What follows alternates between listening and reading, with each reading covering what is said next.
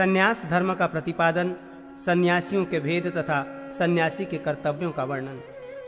व्यास जी ने कहा, इस प्रकार वानप्रस्थ आश्रम में आयु के तीसरे भाग को व्यतीत कर क्रमशः आयु के चौथे भाग को संन्यास आश्रम द्वारा व्यतीत करना चाहिए। अग्नियों को आत्मा में प्रतिष्ठित कर द्विज को संन्यास ग्रहण करना चाहिए। उसे योग्याभ्यास में निरत, शांत तथा ब्रह्म विद्या परायण रहना चाहिए। जब सभी वस्तुओं के प्रति मन में वितृष्णा उत्पन्न हो जाए तब संन्यास ग्रहण करने की इच्छा करनी चाहिए। इसके विपरीत करने से अर्थात स्वल्प भी तृष्णा रहने से संन्यास ग्रहण करने पर मनुष्य पतित हो जाता है।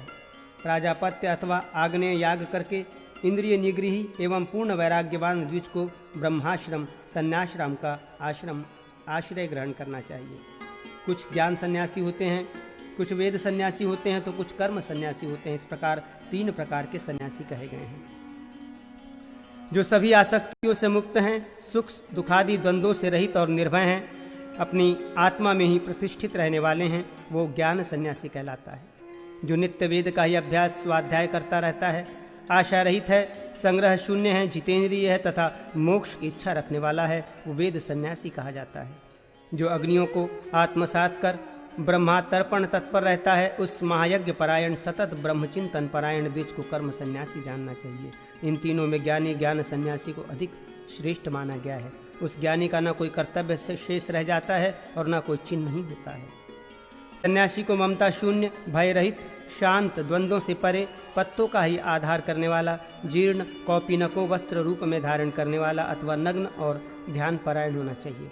सन्यासी ब्रह्मचर्य का पालन करे, सीमित मात्रा में आहार ग्रहण करें, ग्राम से अन्न मंगा कर लाए, आध्यात्म ज्ञान में बुद्धि रखे, निरपेक्ष रहे तथा निरामिष रहे। अपनी ही सहायता में अर्थात स्वावलंबी होकर आत्मसंतुष्टि के लिए इस संसार में विचरण करे।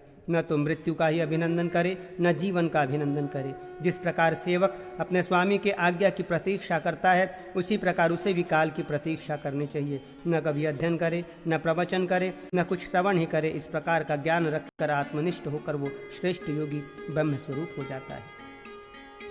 विद्वान सन्यासी कौपीनक के साथ एक वस्त्र का उत्तरीय धारण करें अथवा कौपीन मात्र से शरीर का आच्छादन करें।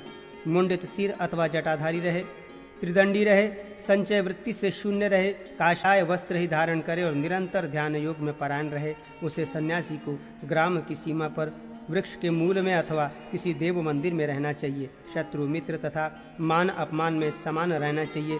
नित्य भिक्षावृत्ति से निर्वाह करे। कभी भी उसे किसी एक भी व्यक्ति का अन्न खाने वाला नहीं होना चाहिए।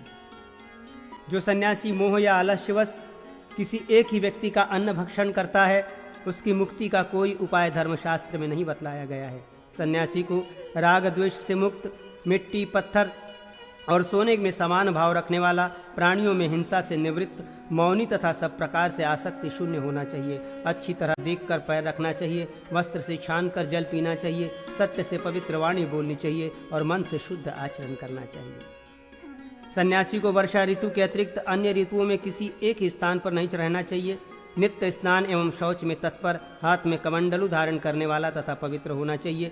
नित्य ब्रह्मचर्य व्रत धारण करना चाहिए, वनवासी ही रहना चाहिए तथा मोक्ष विषय शास्त्राध्यान में निरत रहते हुए ब्रह्मसूत्री, यज्ञोपवीत से युक्त दंडधारी और जितेंद्रिय रहना चाहिए।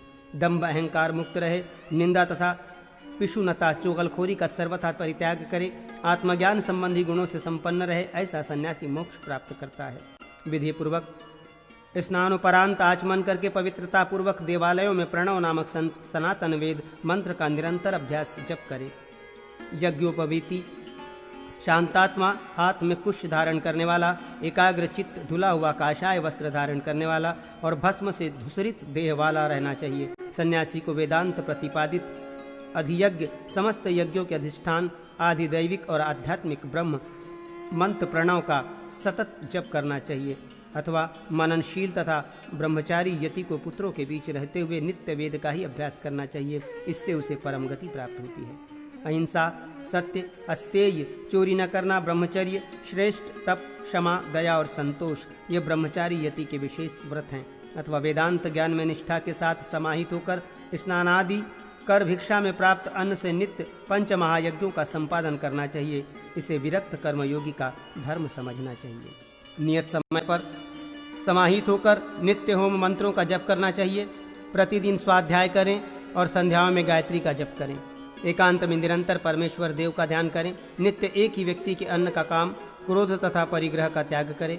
एक वस्त्र तथा 2 वस्त्र धारण करें। शिखा एवं यज्ञोपवीत धारण करें। हाथ में कमंडलू धारण करें। ऐसा त्रिदंडी विद्वान भी अनासक्त द्वंद्वातीत कर्मयोगी होने के कारण परम पद को प्राप्त होता है।